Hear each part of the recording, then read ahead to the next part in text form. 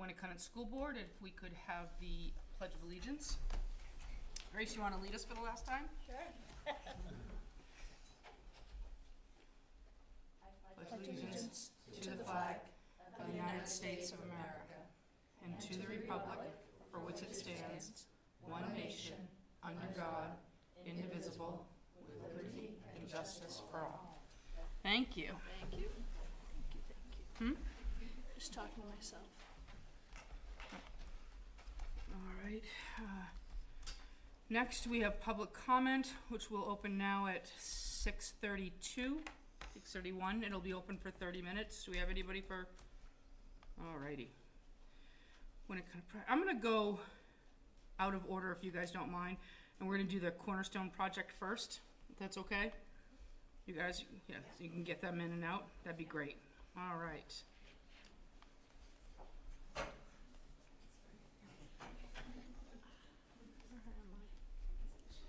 am I having a hard time here?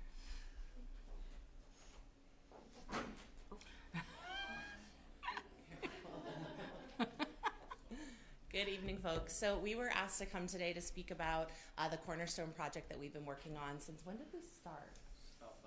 About 5 weeks ago. So Donna, our ELO coordinator, was approached by, and I know, Courtney, was it you at Cornerstone? Okay, by Courtney Sott at Cornerstone about a possibility to do some kind of interdisciplinary generational work with Cornerstone here in Hampton on Exeter Road. And I jumped at the chance. I wanted to be involved. It was just really, really exciting to me. So Carl Prinslaw and I, my co-advisor, we decided to take this as our giving back opportunity with the class of 2026, as we are the class advisors. We brought it to our council, and if it was possible for them to be more excited than me, they were.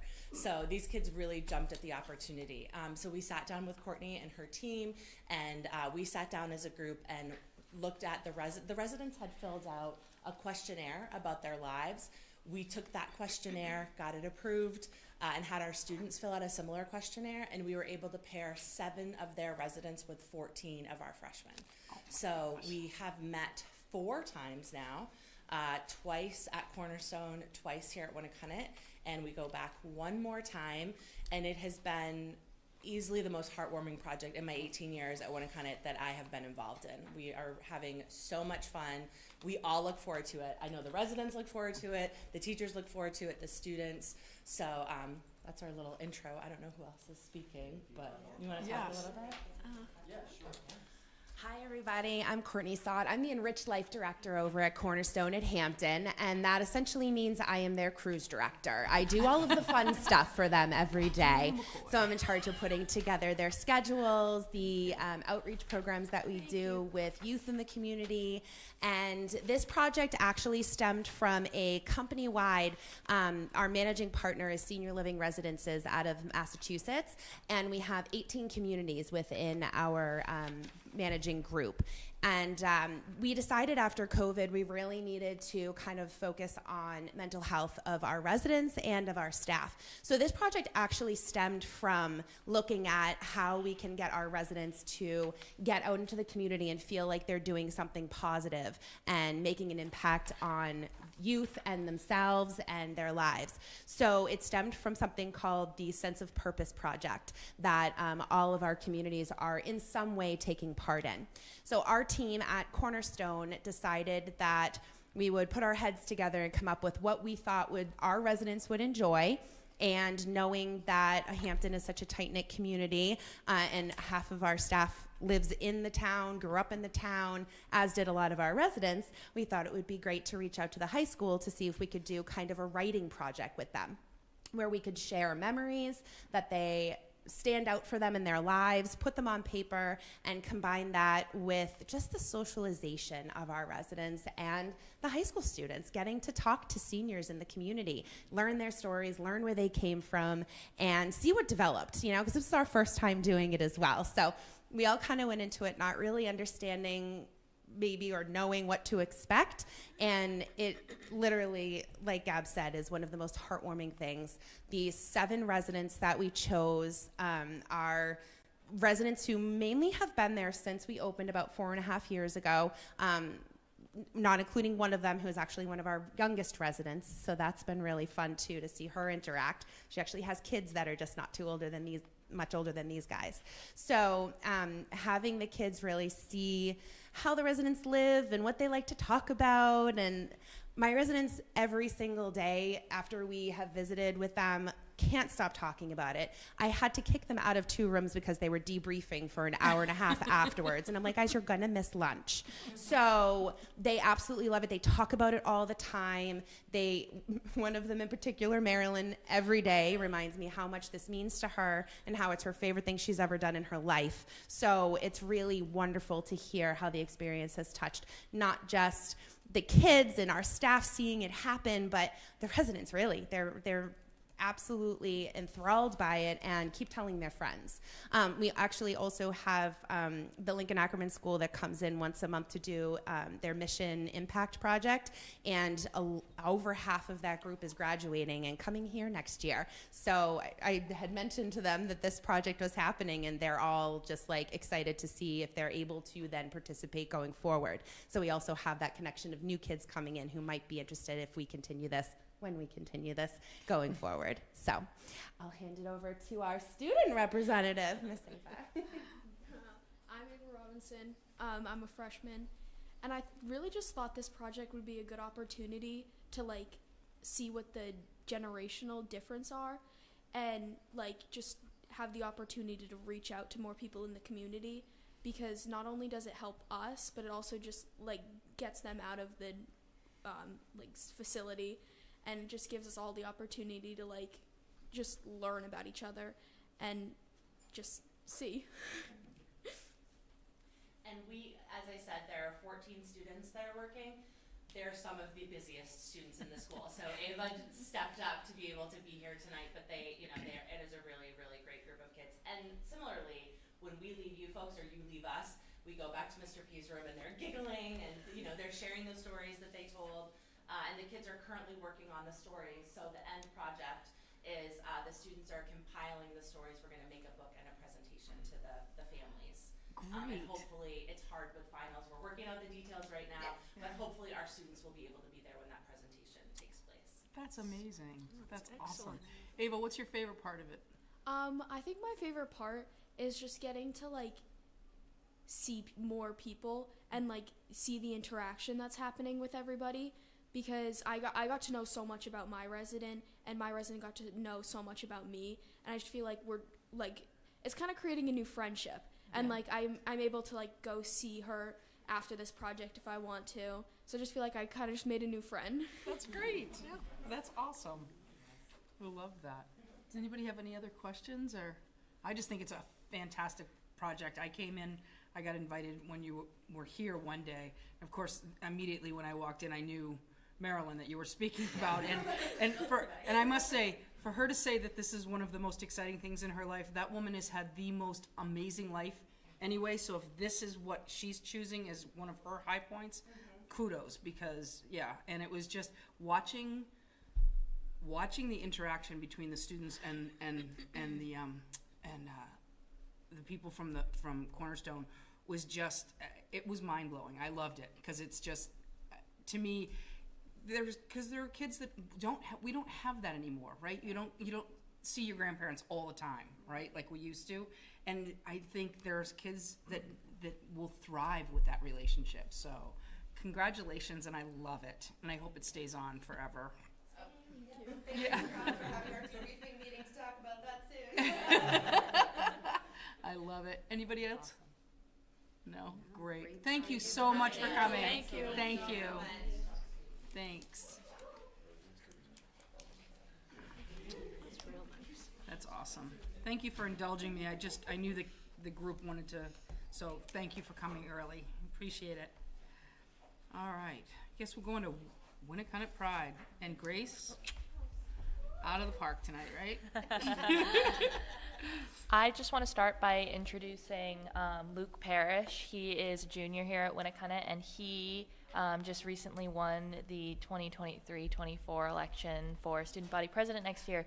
So he'll be taking over this spot pretty soon. So Congratulations. Thank you. And welcome. Yeah. So right now we have a lot going on. The year is winding down, but like the work is getting more and more for student council and just all the students in general. Like I just said, we had our elections about 2 weeks ago. We had a lot of kids vote. I think that, we changed our methods of voting during the pandemic because we obviously couldn't have students come into the building and all listen to speeches and vote in person. So we started a new method of video speeches that we email out to the entire student body, and then we allow them to vote through their email, through their phone or Chromebooks, and just fill out a Google form. And we find that a lot of kids actually watch the videos and pay attention to the speeches, and they vote. And we got really great outcomes, and we have a lot of returning members from last year's student council, and it's really exciting because it's a great group of kids that we're our advisor Mrs. Fegan and I, we really love working with a lot of them. So it's exciting to see a lot of people return, like Luke, who was the junior class president. Next week, Student Council has their final state meeting, and it's Friday at the State House, the New Hampshire State House. It's a semi-formal event, and all 16 of our current Student Council members will be attending, which is really exciting. We get the Honor Council results while we're there, which I know I explained a couple meetings ago, which is basically we'll know if we won an award or not for our school, and if it's just regular Honor Council or High Honor Council, so hopefully that turns out well. And we also have our state and district council elections. So any students from Winnacunnet that want to run for a state position or a district position can. And I believe we have at least one student for each running for a position for a state representative and a district representative, which is exciting. This year we have Scarlett and Luke, who are both a part of that. Scarlett representing us in the district and Luke in the state. So do you plan to run again? Well, I'm in a 2-year position. Okay. This past year I've been state vice president-elect, and next year I'll be state vice president. Awesome. Yeah, and then our final student council meeting is next Tuesday, so we're kind of trying to wrap it all up for then. But before that, we've had seniors reaching out to us that really want a pep rally before the school year ends. Mr. McGowan can tell you, they want it for next Thursday. So it's like crunch time. Seniors are like, we can do it. We can get it done in time. So we've been trying to plan a pep rally involving games that kind of revolves around both the classes and athletics. It would involve games, and students want to have bleacher decorating going so that it's more inclusive of like the arts or people that don't want to necessarily go up in front of the whole school and play a game. So that way we have a more interactive, creative piece to the pep rally. So like I said, we're trying to plan it in a week for next Thursday, and seniors are really excited about the idea of one more kind of school spirit event, and they're very determined to kind of get it done. We have a lot of student council seniors that are really like, they're definitely giving us ideas so that we're not lacking anything in case. And then senior week is coming up, so student council and senior council has been working on that a lot. The Wednesday after Memorial Day is going to be the postgraduate decision day, so all seniors are encouraged to wear a t-shirt or a sweatshirt that advertises what they're planning to do after they graduate, whether that be college, like a 4-year, or trade school, or a gap year, or traveling, something along those lines. And hopefully we'll be able to take lots of pictures for that too, which is always a great thing about that day. And senior week will involve scholarship night, and then senior banquet and graduation, and then chem free right after graduation, which a lot of seniors are really excited for, which is awesome. And then so senior council just finalized all the senior banquet details, and tickets are on sale this week, so students are buying them during lunches currently. And then the senior exams are June 1st and 2nd, with graduation on the 9th out at the football field. So we're definitely wrapping it up. And then all the other stuff is junior prom is this Saturday, which is really exciting. They put a lot of work into it, and I know their advisors, Mrs. Michaud and Mrs. Cutts, are very excited. They put a lot of work into it. ITS Drama Club just performed their 10-minute plays on Saturday, May 7th, and I was watching clips from it and they did an amazing job. It was really awesome to kind of see. They were really excited about it too. And, a lot of teachers like Mrs. Larrabee who works with them, it's awesome to see everybody get so excited about such a fun little event that we were able to do. And then AP exams are over as well, so that's kind of like, I know. They ended on Friday. It was, but yeah, all of them are done. AP art students have turned in all their work too, so it's kind of, all the juniors and seniors that take AP classes are kind of taking a breather right now. And then finally, the art show is this Thursday, the 18th, from 6 to 8. And I'm really excited for that personally. So, yeah. Great, thank you. And go ahead. Yeah, so before we move away from Grace, because this is her last meeting with us, first I want to thank her for being a board rep this year, but also I want to acknowledge that Grace is the Southeast winner, one of 5 winners in the state of the New Hampshire School Board Association Student Representative Scholarship. So congratulations to her. I know they had a lot of applicants, but they were very clear that Grace's application stood out. Thought it comes as no surprise. I was just going to say, but again, we congratulate you for that. The School Boards Association was not able to be here tonight. They were multiple meetings for their winners tonight. But on behalf of the School Board Association, congratulations. And thank you so much. Yeah, we wish you well. We do wish you well, and thank you for all of your input here. It's been wonderful all year, so we really appreciate it. We're going to miss you, but we know you're going to do great things. Thank you. And welcome. Yeah. And I think we have a parish, name tag. We'll just. Oh, yeah. I love it. Awesome. Thank you. All right. Next, we have minutes. Any discussion or corrections that need to be done? Can I get a motion to approve the minutes? I'll make a motion to approve the minutes from April 19th, 2023. Thank you. Second. Thank you. All those in favor? I wasn't here. So abstain. Yep. Perfect. Thank you. Thank you. Superintendent's report? Boy, a lot happens sometimes, particularly this time of year between the time I write these reports and then the meeting. And I know Nicole pointed that out last year, and this year I see it for sure. It was Teacher and Staff Appreciation Week last week. So again, I know there were lots of nice moments for teachers, and Bill and the administrative team and parents went out of their way to thank our staff, and we thank them as well. We could not obviously do the work we do without them, and we greatly appreciate their dedication and support of our students. It was also Principal Appreciation Day the week before, so thank you to One day, thanks. yeah, you Yeah, get one I day. know. You just can't, yeah. You got about a half an hour is what you got. No. But we do recognize the work of our school leaders as well. We were monitoring legislation. I think the last bill that we were monitoring, SB 272, relative to a Parent Bill of Rights, is potentially going before the legislature this Thursday, the 18th. So you can check for information about that on the legislative website.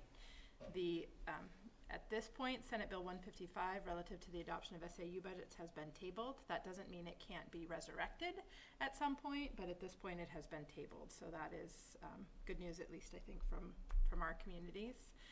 It is still Mental Health Awareness Month, and last week we hosted the film Anxious Nation. I know Dr. Toomey was there, Dr. Costa from SAU 90, and a great team of folks from Seacoast Mental Health, and some of our staff also served as panelists, including Heather Cronin, our guidance director. But again, just an opportunity to learn more about some of the challenges that people coping with anxiety face. There were 75 to 100 people probably there. Yeah. And the film is being screened tomorrow night in Exeter if you weren't able to attend, but it is also available now for streaming. So if you look up Anxious Nation on the website, you can watch it at home. It's about 90 minutes, but I think it is, I think it's well presented. Hopeful. Yeah. Yeah. Anxiety is something that lots of people experience, and we can cope with it and learn strategies to manage it. So that was good news. Last night, we had a listening session on what are called the Ed 306s, which are the rules for public education in New Hampshire. So Fred Bramonti, who's the former chair of the State Board of Education, whose group was contracted to work on behalf of the Department of Education, preparing a rewrite of the Ed 306s, was there to share some of that work and to take feedback from the audience. I would say we probably had about 50 people. Again, a joint effort with SAU 90, but we appreciated the feedback. If people weren't able to attend last night, I know Tricia was there. If you weren't able to attend last night, but you had questions or comments that you wanted to share, you can share those with me via email, mnato@sau21.org, and I'll be collecting that over the next couple of weeks and passing that along to Mr. Bramonti and his team. And gosh, I guess that's all I had on the formal list. So I can end there. Grace has covered a lot, and I know Mr. McGowan will cover more. Thank you. All right. So curriculum and instruction and assessment report is in our what's the word I want? File. Student services. Dr. Toomey. Good evening, everybody. I'm going to move. I was assured I'd be able to get this microphone out. Not so easy. Oh. There we go. There we go.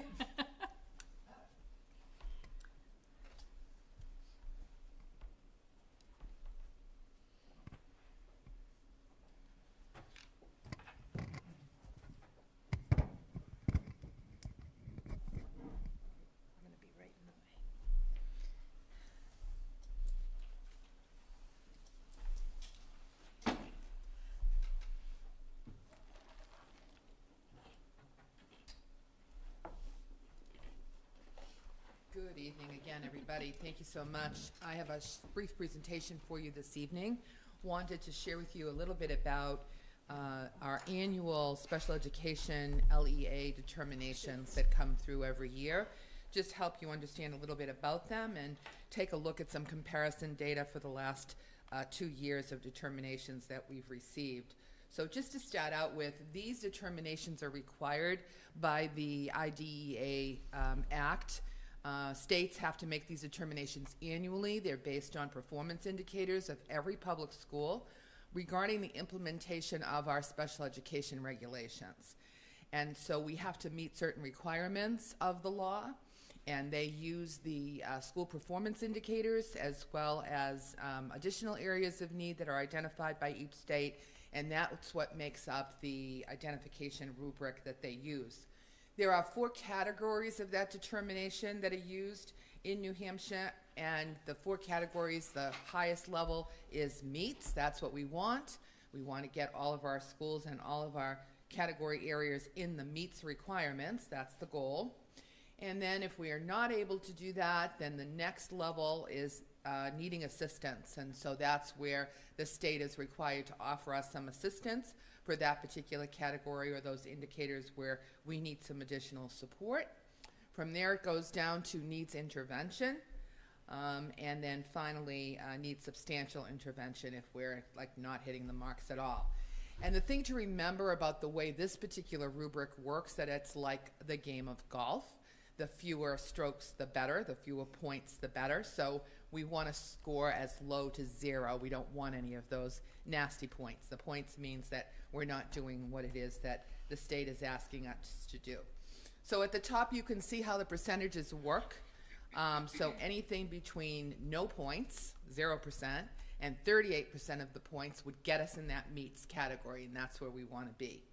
And then I just attached a little bit of information regarding the actual categories, starting with the first one. There are 4 of them, starting with results. And included in results are 18 indicators, and that includes graduation, that includes dropout information, the educational environments, how are we doing around getting our kids with special learning needs into inclusive programming. Preschool environments would not be part of the Winnacunnet High School determination. So even though there's a total of 18 points, every school doesn't necessarily is scored on every single one of those indicators. Obviously, parent involvement and post-school outcomes is another area. And so if we had everything was scored, it would be out of 18 points. The second category is all about assessment. It's not only about proficiency, about how our students on IEPs are doing in math and in reading, it's also about participation. So are students even participating, or are they opting out? So they want to know that. How about students who are coded for an alternative assessment?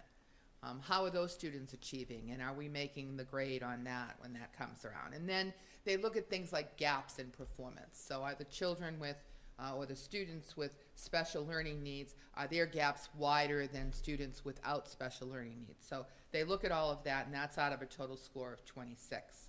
Two more categories. The third one is compliance, and that's where we look at the suspension criteria, the disproportionate representation, so looking at students by race and gender and other categories, and are we disproportionately suspending them over kids that are in other categories. Child fine activities, how are we doing about identifying kids who may have a special learning need and getting them into the referral pipeline if they need it. Early childhood transition would not count for the high school, but secondary transition plans would count. So we would look at that. Again, a score out of a total of 10 points. And then the final category is 8 indicators that are in the area of what's called additional or other factors. Those are our grant compliance, submission of our data in a timely manner. Are there any complaint allegations? Is there special education turnover in administrators? And that's out of a total of 8 points. And then at the bottom there, you can see how each of those for an overall determination is judged. Every single category has a determination, and then overall we get a large determination for the whole thing every year. The other thing to keep in mind is that most of the data stream comes from the year prior. So even though the letters come in April, so we've just received last month our letters for 22-23, almost all of the data to make up that determination came from a year ago, last school year. So it takes that long for them to catch up. So I'm going to show you the Winnacunnet comparison now for 21-22 and 22-23, with the understanding that all of this is based on the previous 2 school years worth of data. So everything that we've been doing this year, all of the good work we've been doing this year, will get counted toward next year's determination when we receive that next April of 24. And you can see that overall, the categories stayed the same, where it's still at needs assistance, 21-22 overall, and 22-23. And then if you look specifically at each of the categories, results-based stayed exactly the same, an area we still need to work on. Assessment, exactly the same, so we need to do better there. And then the compliance crept up a little bit, a little higher than the year before, but still well within the meets category. And we did better in the areas called other, so all of the grants and all of the other indicators with data. So we actually reduced that, so we're solidly in the meets category there. So we will continue to work on this. The Bureau of Special Education and the Department of Education provide support and assistance to districts to help us take a look at these individual categories. I'll be working closely with each of the special services directors to unpack all of this data so that they can begin plans for working on how to ensure that next year when we get those letters, we're doing a little better and a little better. That's the goal. Happy to take any questions that you might have. Any questions? No. Sure. Can you clarify the criteria? Do those come from IDEA or the New Hampshire DOE, or I'm just curious who's framing those assessments? Yeah, it's a combination of both. Most of the indicators are based on the IDEA design and rubric, but every state adjusts it a little bit in terms of how they look at the rubric and then how they actually do the analysis. So most of this is a paper screen. They do it from the data that is included in our database regarding assessment and all of that. I can tell you, and I think that this was the case in New Hampshire some years ago, Meredith will probably remember, but my experience in Massachusetts was that we actually had a site visit.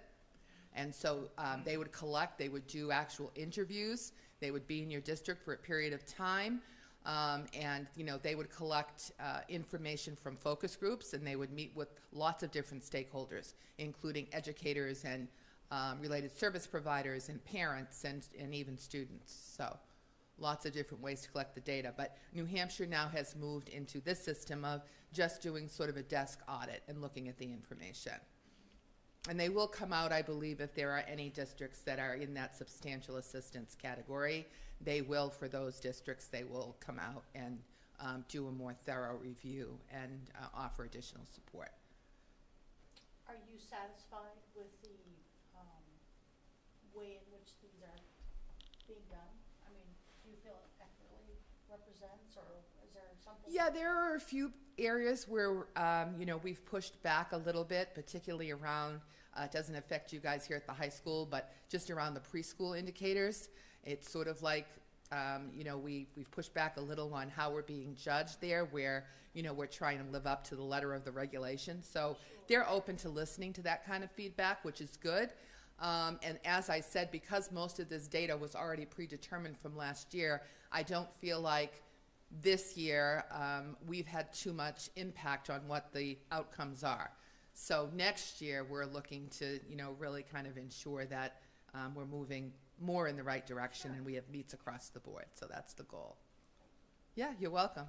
Anything else? I would just add, some of the items, can you just flip to the next slide? Sure. Some of the items in the additional and other factors are all state-driven data points, but I would say something like the turnover of administrators, right? In this district, we lost our building special ed director and also our SAU special ed director last year. Great opportunities for both of those folks, but we automatically, right, get 2 strikes against us. We'll take that hit next year. Yeah. Changes in No, staffing. I understand, yeah. Yeah. And I'm not sure that necessarily, right, is a really valid measure of the effectiveness of our work for students, which I Right. think is what the focus is intended to be. Right. So I don't like all of this system. As someone who has, as Mary pointed out, I worked in the prior system. The data is the data, right? We're happy to share the data, but I do think there are some pieces that are not particularly I would relevant agree. to our work. I'm a little, Wouldn't that be, not so sure. you know, that this is a the lot of the different school proper districts assessment. in the state, because of COVID, would have similar outcomes with people leaving. It was a lot of, Of yeah, course, right. yeah. So it's not just here. No, We're losing it's not people, unique right. to us at all. Right. And I think there are some other pieces right around assessment. Non-participation, the state allows students to opt out, right, of state assessment, but if you fall below 95% of participation in assessment, that is a strike against you Yes. in this reporting. So things like that are really difficult. Yeah, it's a catch-22. You get hit twice. Yeah. Exactly Yeah. right. Yeah. And I'm always skeptical, well, I am always skeptical, but of any, sorry, of any rubric that starts with meets goal. I think there should be opportunities for exceeds and for celebrating success, so, not that anybody's gonna listen to me, but. We are. We do. We're listening. I think that's always I don't think it's completely a reasonable assessment when you can't factor in that, so. Mary, I know that, like we said, everything's based on the 2 years prior and stuff, and you said that room for improvement or whatever. I'm assuming we have plans in place of how to, and those are being implemented so that. Correct. A lot of it is based on all of the indicators that we have to pay very close attention to, transition indicators and other indicators like that, suspension data, different pieces like that. So I know that the Special Services Director here, Amy Terrian, she's working very, very hard with Principal McGowan, with the case managers here and the teachers, and they're doing a really great job. I'm really pleased with how that's going here, and I'm hopeful that we're going to see those improvements moving forward. So, And listen, we're not anywhere where we need to really be concerned. Right. Even in my conversations with the DOE about these reports and these letters, they're not concerned with any districts that are in the needs intervention. I mean, that's pretty regular for them to see. It's when we get down in that needing assistance and all of that it gets more concerning. So I think we're in good shape here. Great, thank you. Thank you so much. Thank you, Mary. One more. Just one more question. Sure. How are charter schools factored in to these things? Are they assessed the same way? So in Massachusetts, charter schools aren't part of the determinations. Is So that in New Hampshire, we're responsible for the special education Right, needs exactly, of that's those where I was students, so they're going. assessed through us. Okay. So, Okay. for example, if those students opt out of participation in the state assessment, right, then that goes in as a 0 for us? for us. For some. Because they're on our from a charter rolls. school, right? Yes. Okay, that's what I thought. For special education, they're on our rolls. Right. And so that counts as part of our data. Right, right. I don't know, I think anytime these things are presented, I think those are important caveats for people to understand, because they'll look at that and say, what does this mean? And, there's a lot of things that aren't taken into consideration when you look at the 100%. score. You know, I mean, I look at the assessment descriptors as well, right? You know, for students, assessment in high school happens in grade 11, right? Many of our students with disabilities have been taking state assessments over years. For some of those families, opting out of something that is a frustrating and challenging task, right? And for juniors, it's the SAT assessment. And so for a student with a significant learning disability, sitting and taking that assessment, which is not the way they best demonstrate their learning, their understanding, their knowledge, is a frustrating task, and parents may choose to exempt them from that. Understandably so. However, right, that then counts against us in the data. Right, right. And so, you know, it's fine, the system is what it is, but I think to Mary's point, we're never gonna get 100% probably in all of these variables, because part of the intent of the system is to carve out individual opportunities. Yeah, for part of it students. is to be responsible to the Exactly student right. and not the system, yeah. Interesting. Thank you. Thank you very much. Thank you very much, Mary.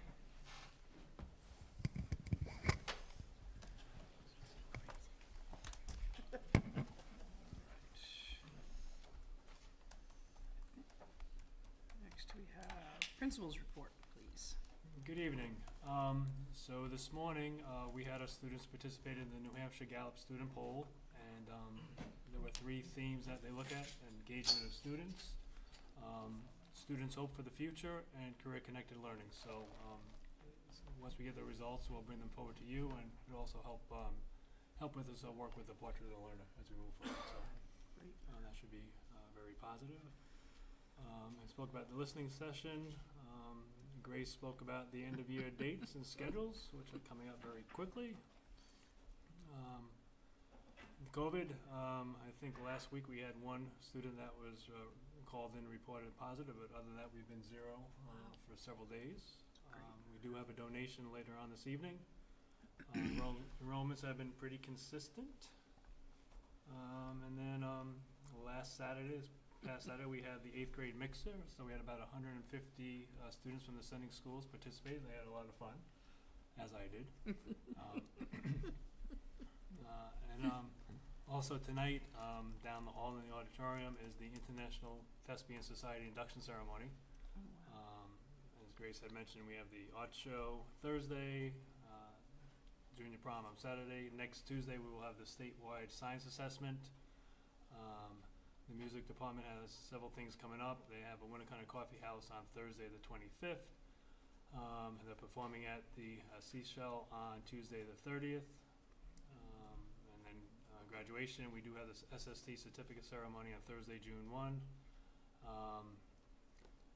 Comic book show fundraiser for one of the classes is Saturday, June 3rd. And the year's wrapping down very quickly. It is. It goes so fast. No. And I guess next week we also have a pep rally. Yeah, so apparently you do on Thursday. At least all 3 of the people that Grace had sent the email to, I think we all said yes, and we do have the schedule. So. Oh, yay! Oh, that'll be fun. Great. I hope you have great weather for it. All right, finance, Matt.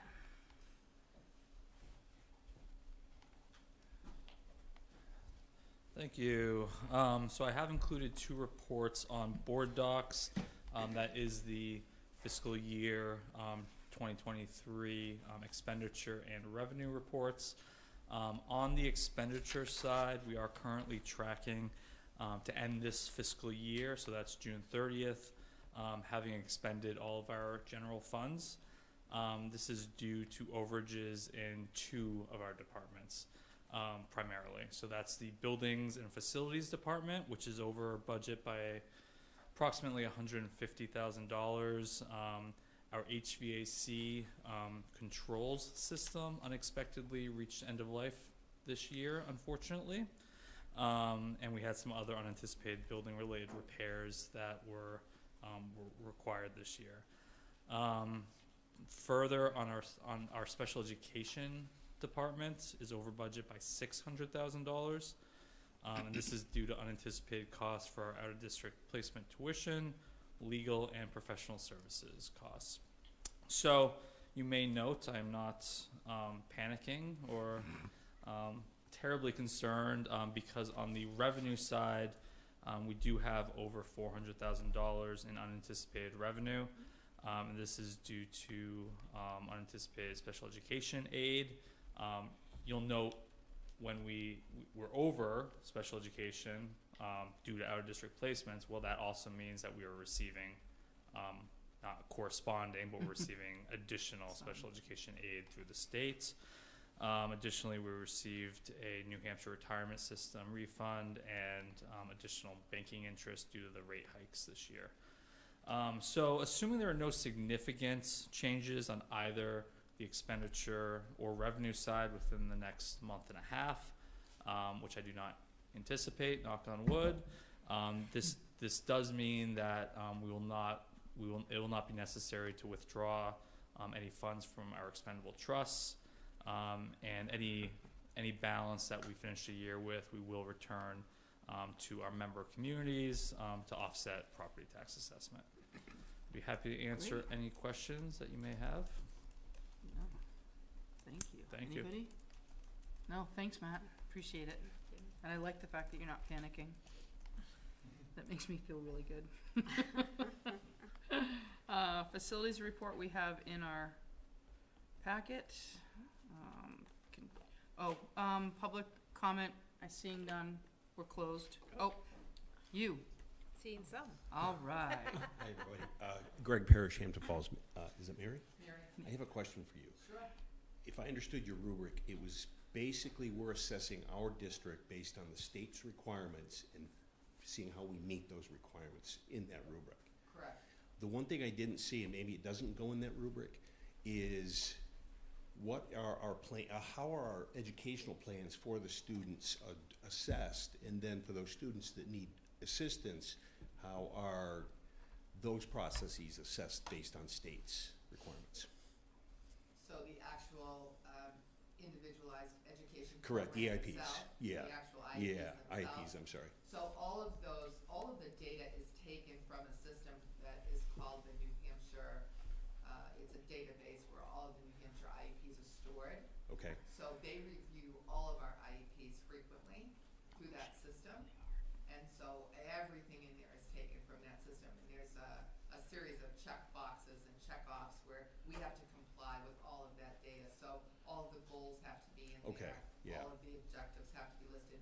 They call the service delivery page where, we're required to have the service providers, they check on the minutes, they make sure that everything is equal and all of that. They look at it for compliance in a quantitative way.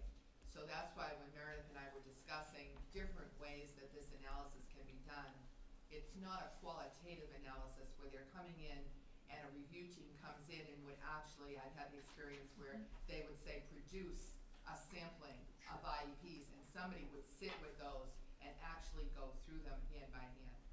So unless your district is in a situation where, in New Hampshire right now, where you're in some significant need, they're not coming out. Okay. So as long as you're meeting all of that criteria, they're assuming that we're doing everything else. So it's up to us as the administrators, the directors, myself, to make sure that we have quality control in how those IEPs are being written and how they're being delivered.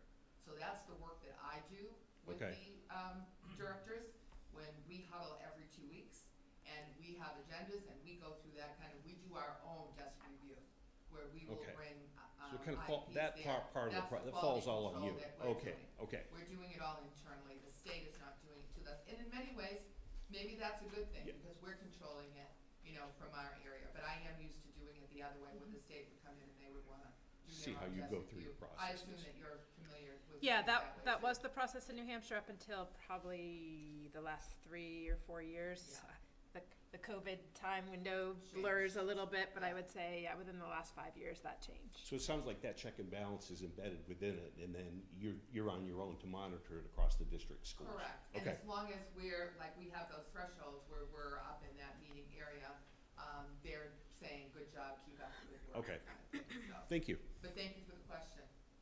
Thanks, Greg. Any other questions? All right, public comment is now closed. Continuing business, accessibility study committee, do we have any updates on that? Yes. Okay. We've had a few conversations about putting up things out to bid, and I think we're just waiting on some of those to find out what things might cost, and then from that point we will be talking about fundraising. I'm meeting with some folks tomorrow. Matt will be there, and I believe Principal McGowan and AD Abood, just to look at a few technical things out on the field. We're talking about figuring out how to make the fields out back a little bit more accessible. I know, Matt, do you want to add anything at this point? You've kind of had the conversations with vendors.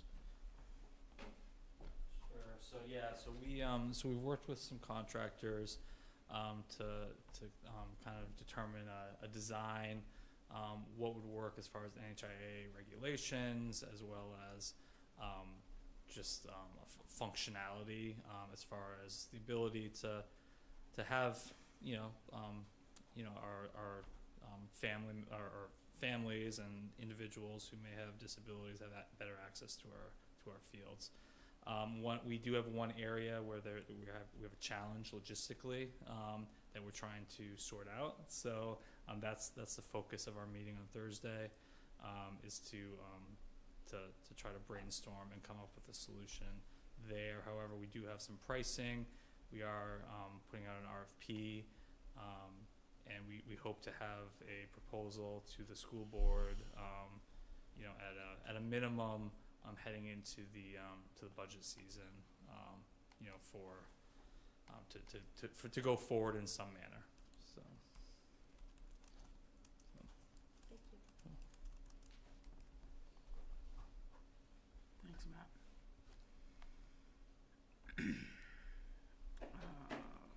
We have policies attached for our first read. So, We do. did you want to speak on those or just? I can briefly, with the exception of the first one, which is bidding requirements. The remainder are from section I of our policy manual, the instruction section of the policy manual. Many of those policies have been updated. These are primarily just very minor tweaks. Some are just reaffirming policies, and you can see that there are a number, 10 recommended for withdrawal, and some of those, if you look, for example, at EBBC, entitled Bomb Threats, that's incorporated into our emergency plans, right? So some have been subsumed into other policies. Okay. So as usual, for a first read, just read them within the next month, and if you have any questions or concerns, just let Meredith know, and then we'll have a second read after. All right. Thank you. Student athletic contract, same thing. This is a first read on it, correct? Correct.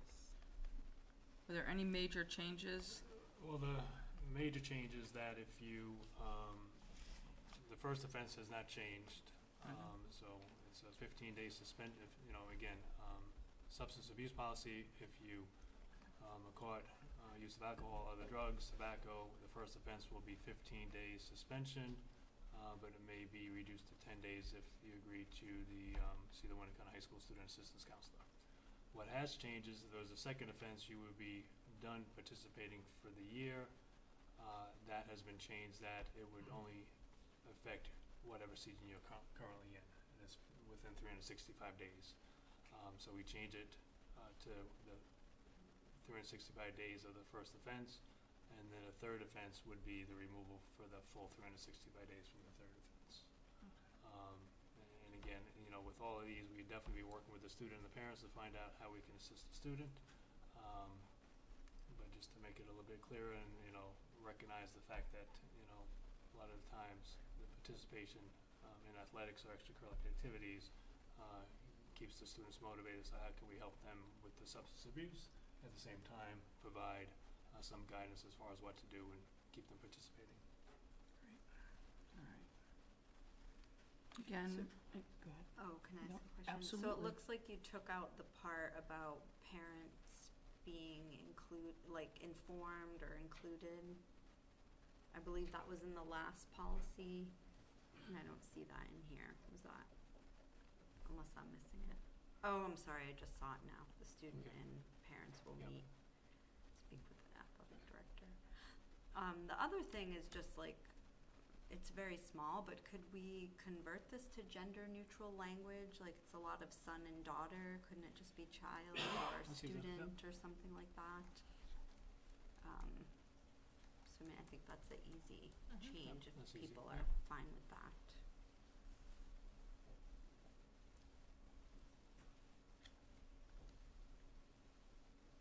I had one question, and maybe I just didn't catch it. I was looking down at the,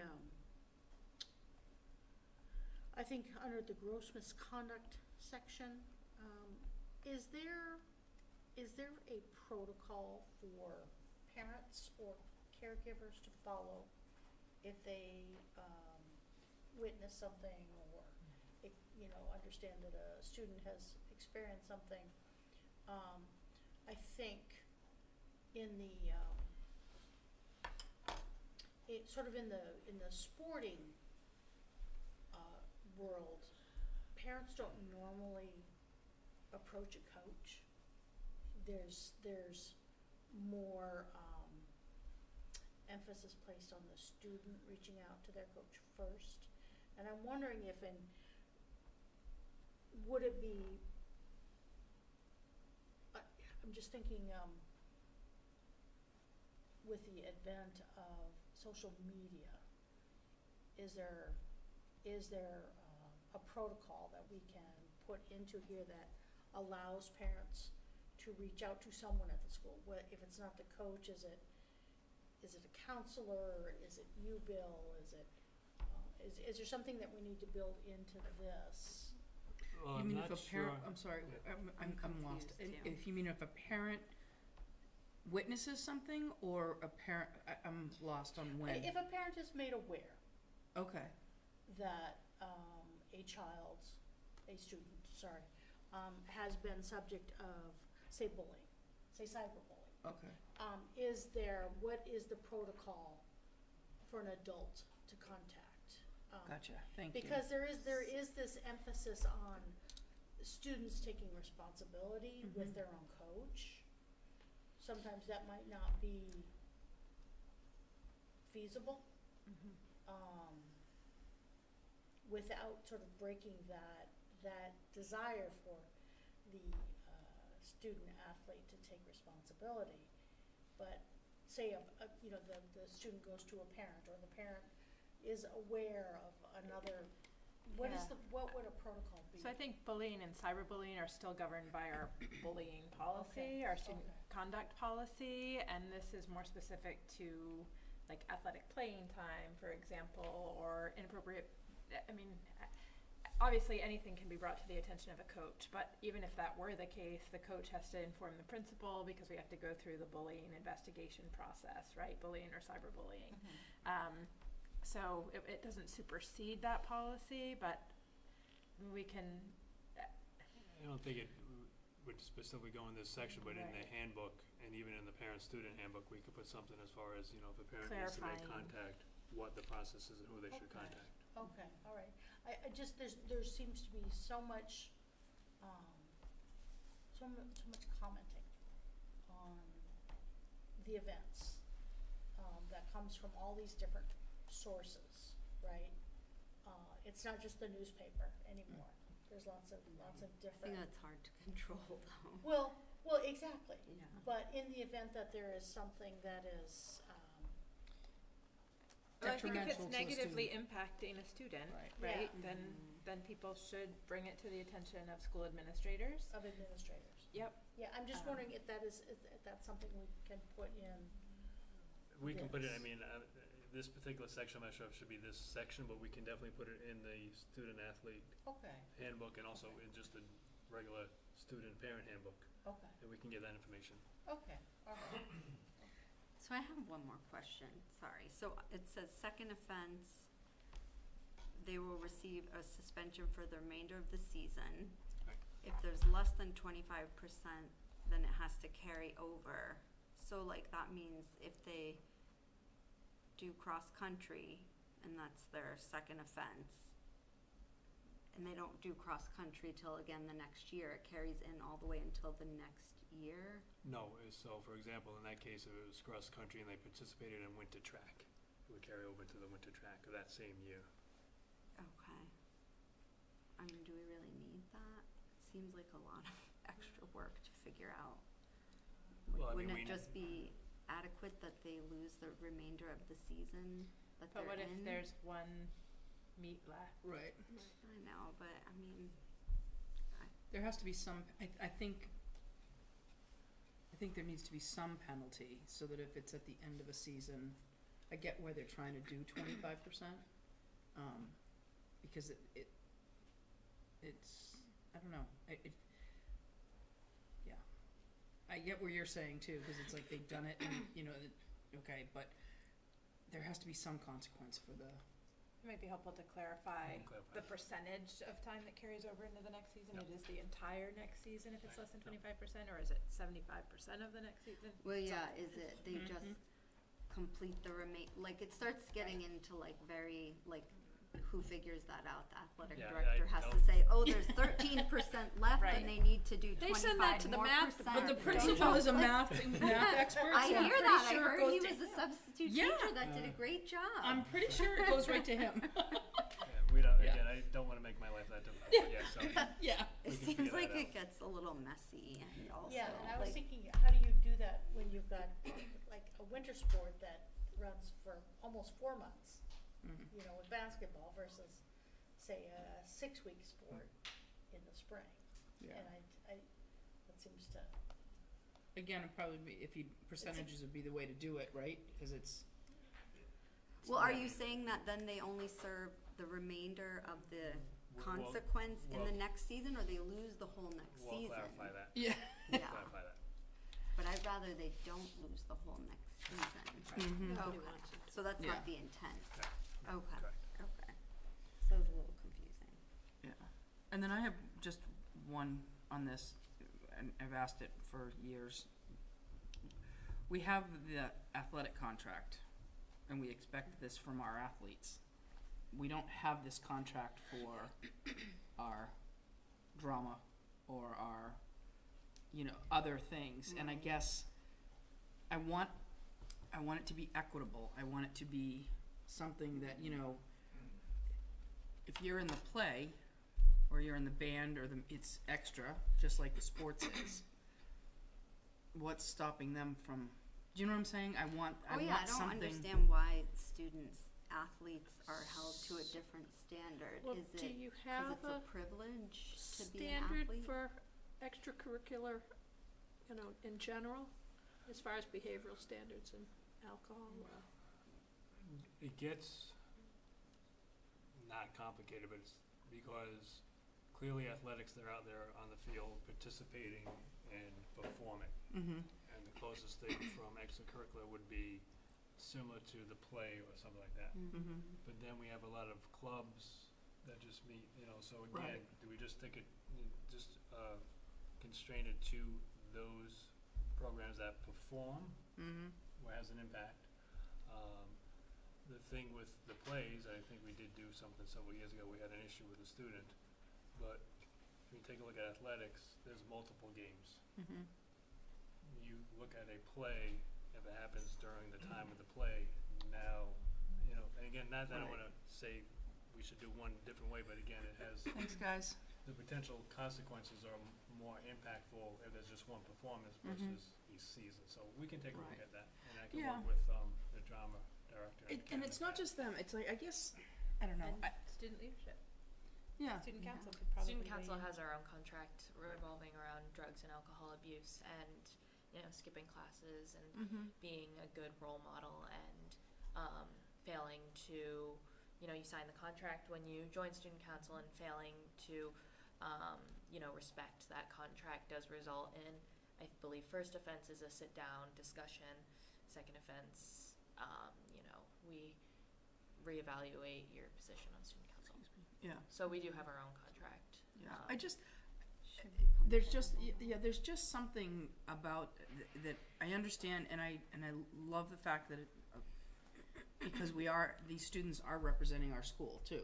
Do you know what I mean? So that you want them, just like student council goes on things too, and you're representing our school, we expect a certain behavior. But what I'm thinking is we expect that behavior, or we should be expecting that behavior from every student here, right? That's the handbook, the whole 9 yards. I'm just wondering how we can, because it's very hard to enforce. It would be very hard, because it's great to put something in place, but then how do you enforce it, and how do you get it, and what are the repercussions in that way? But I'm just thinking out loud, because I just want it to be not just sports.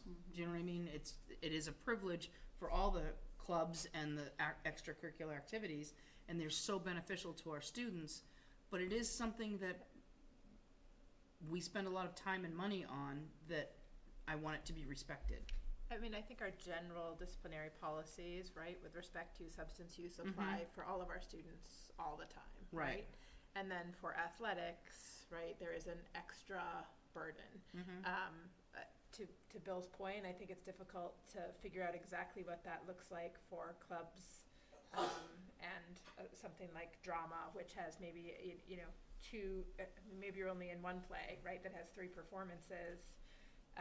If something happens, in the spring, does that mean you can't participate again the following fall because it's within 365 days? I think it's difficult to set parameters for some of that. I think, to Grace's point, some organizations, right, National Honor Society, Student Council, have codes of conduct that they instill themselves. I think that is, I think if you look at the guidelines for the International Thespian Society, they probably also have code of conduct guidelines. I don't know if there's a clear-cut way to do that, aside from, some of the natural consequences of that tied to the school year participation and the impact that you would already have from receiving school disciplinary consequences. Whereas, to Bill's point with athletics, it is an ongoing piece for a period of time. And I don't have an And when I easy think answer. of music, I think of chorus.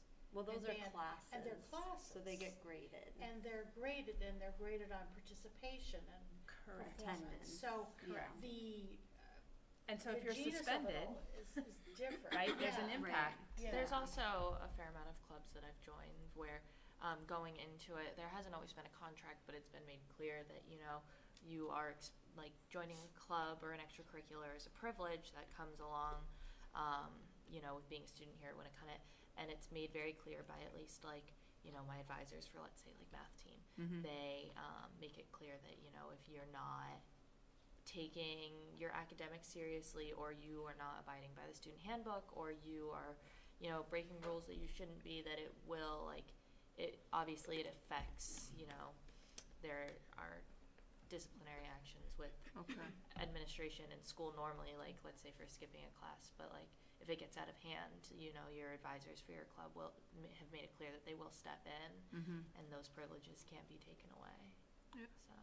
Okay, thanks. I So if appreciate you're that. notified by the police that there was an underage drinking event and you know it's like these 10 students were present, what happens to the non-student athletes? Do they get suspended or consequences? If it's outside of school time, no. No, okay.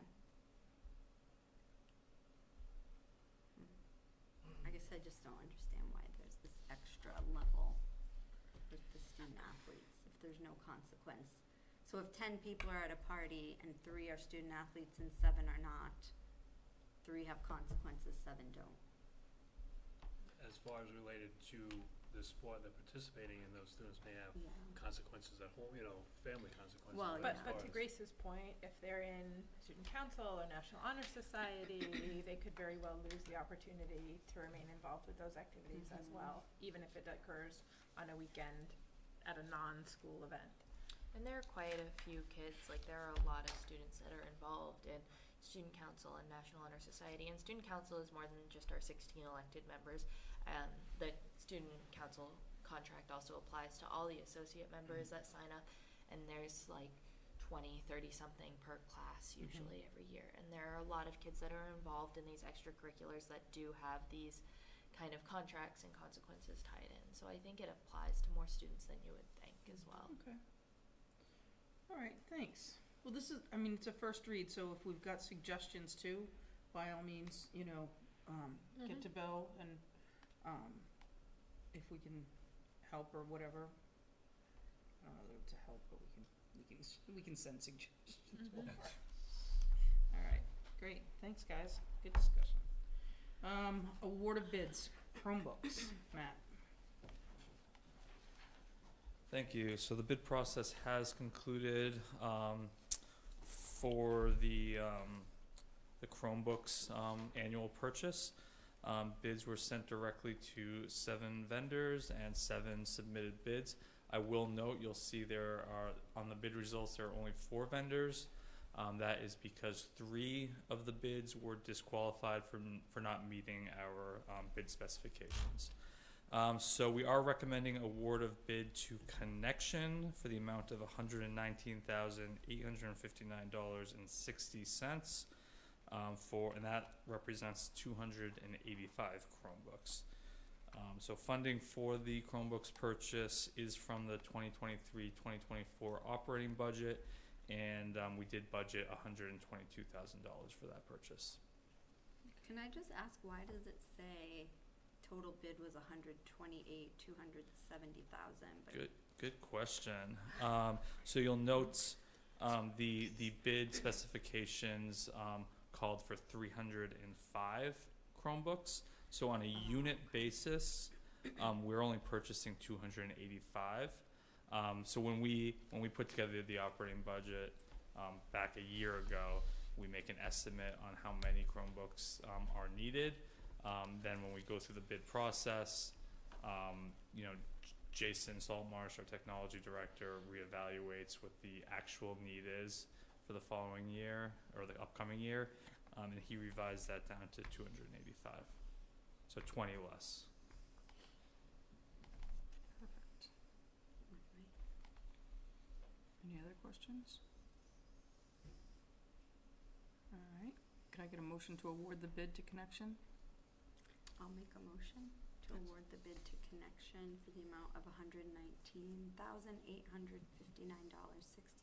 for 285 Chromebooks. Thank you. Second. Tricia, second. Thank you, Trish. Any other discussion? All those in favor? Thank you. Award of paving. So the bid process has also concluded for the asphalt repairs and seal coating project. Bids were sent directly to 10 vendors, 3 attended the walkthrough, and 3 submitted bids. We are recommending award of bid to Superior Seal Coats for the amount of $23,690. So funding for this project will be from the 2023-2024 operating budget. I will note that that budgeted amount was $20,000, so slightly less than what the budget came in for. That being said, if you recall, I'm sure you all recall the budget. It included both the seal coating of this parking lot area, but also an area of sidewalks. So the sidewalks is not included in this bid because it's a different process or different vendors, and it's a lower threshold. It doesn't meet the RFP requirements.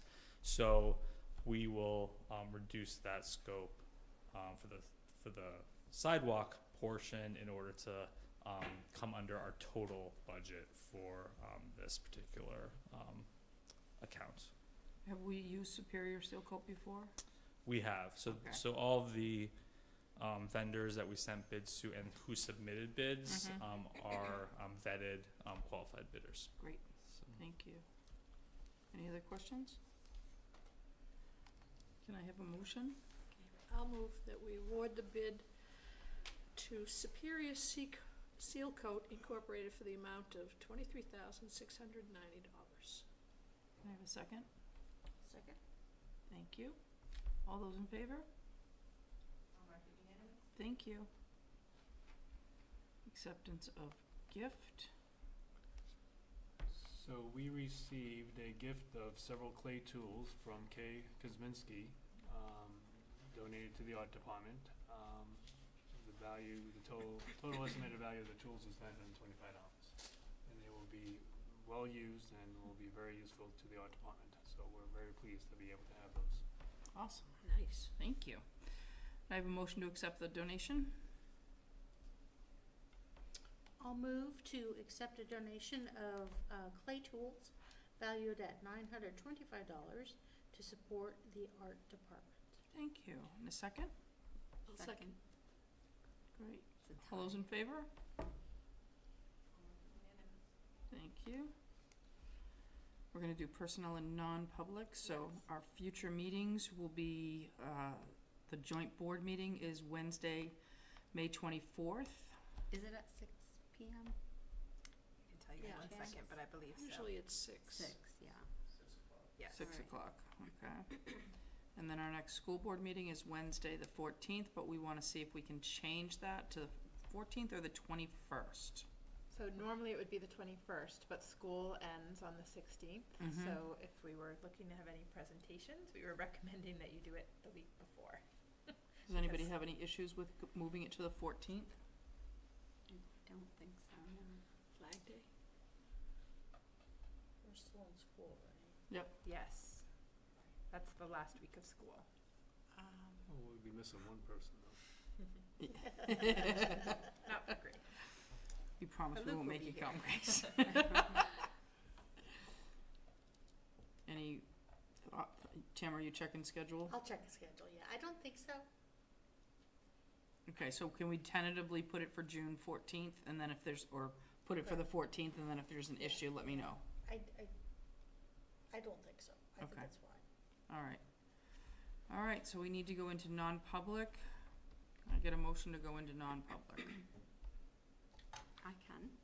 Motion for a roll call to enter non-public session under RSA 91-A:3(2)A at 7:44 p.m. Thank you. Roll call? Oh, motion, sorry, second motion? Tricia?